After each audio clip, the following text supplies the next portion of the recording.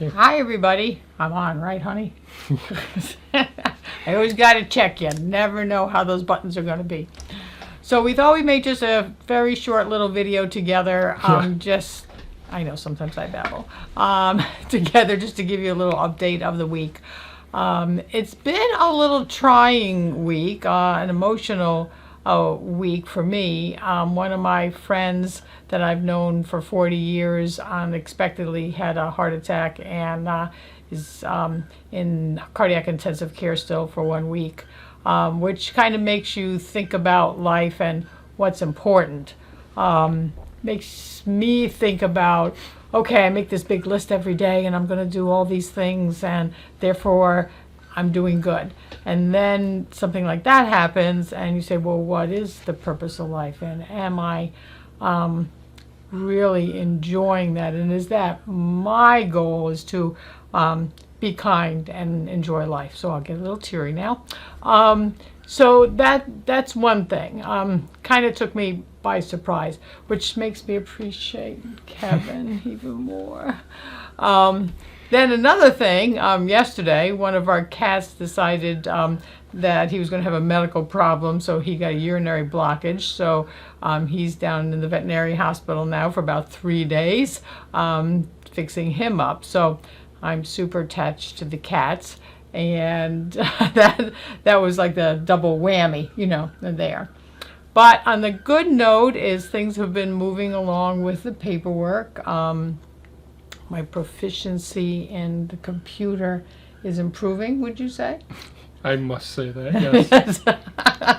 It is a lot better. I don't bug him every 2 seconds, usually about every 3 to 5 minutes, on the computer. But we're coming along and doing the paperwork, so I'm glad about that. And today is 46 degrees outside, and I just took Hank the tank boy up there to the mailbox, which he loved, and we had a nice little walk, and going outside and all was great. Good. Well, excuse me. I guess my thoughts are, the last video we made, we talked about the importance of, estate planning, those sorts of things. What happens if one of us dies? And we always think about, geez, if I die, here's the list of things to go through. And not to be morbid, it's one of those things that I think no matter what age we are, what phase in life we're in, it's always wise to be prepared for events that are unplanned. It's just unknown when something terrible happens. Whether it's a car accident, a slip and fall, and certainly as we get older, we think of of those possibilities as being much more likely. But even if we're young, things do happen, so getting prepared as much as possible is something I'm always thinking about. So aside from estate planning and your to-do list if someone were to expire, when we have events like this that happen, I think about we're fortunate enough that we're at an age and in a state that we can handle most disruptions in life that could really set so many people back. In our practices in veterinary medicine, we've run into numerous times where people didn't have the financial resources to deal with an unexpected emergency or critical state with their loved one. Mm-hmm. And with humans, for the most part, we have insurance, but as I've said before, it was my most recent incident where I was hospitalized, where the insurance company refused to pay, even though we had insurance. And it was a battle to deal with that. So that was one more challenge to deal mm-hmm. with at the time. And, it's, I think it's too easy in a sense for us to think, well, everything's all set. I've got my insurance. If something were to happen, everything will work out. Whereas with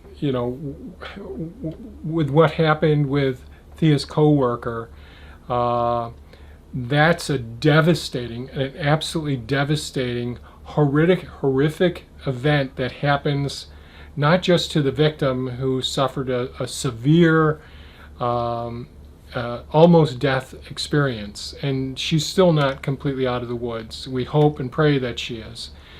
But it's devastating to family members, even if they're adults. It's absolutely devastating. It's devastating for the coworkers as well.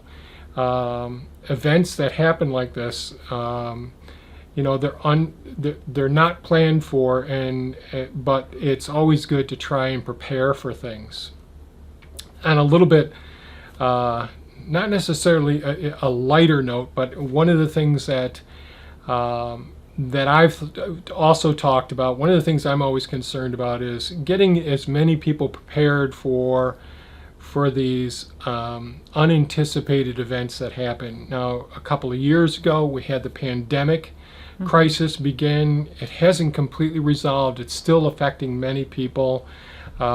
It's affecting other species as well, like white-tailed deer, hamsters. It can there's low percentage of transmission to our pets, our cats and dogs, those sorts of things.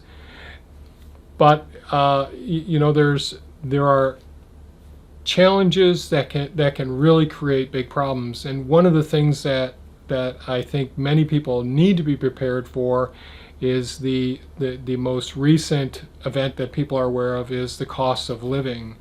The cost of living is going up relatively significantly.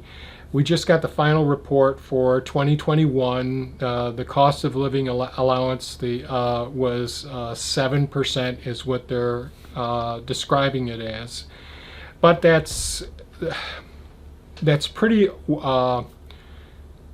that's unrealistic. Lumber prices have gone up tremendously. Steel prices have gone up somewhat. But if you're in the market for buying a new car or a used car, real estate has gone up tremendously. I can only imagine how much of a hit this is for so many people who aren't as fortunate as us to have a home that's paid for. We do have a home equity loan on it now, but to be in a really, really tough situation, people on fixed incomes. And what I talked about 2 years ago was what I thought was the importance of building community, becoming more resilient by considering starting your own gardens and all. Like one of the things we're going to be talking about soon is our garden plans for this coming year and how we're planning to deal with things. But I think this is another really good time. It's winter now here in North America. It's a really good time to start seeking seeds if you want to start doing some gardening. If you don't have the space yourself, work with others. I think it might potentially be very rewarding, just as far as having some security, knowing that you can grow your own stuff. It's kind of a miraculous thing when you see what you can do. And for those of you with children, small children, it's a wonderful learning experience as well. And I think being prepared, there are multiple levels where you can be prepared, and certainly getting ready for this challenging time that we're going to have before us. I don't anticipate that there will be a hyperinflation. There very may well be. We have pretty significant inflation now. I know that Jerome Powell has been speaking more aggressively about doing several tiers to increasing interest rates, which are going to change the market, the number of people that are going to pull money out of the market, which will affect people's ability to spend more money, and it could get really challenging over this next year and potentially longer as well.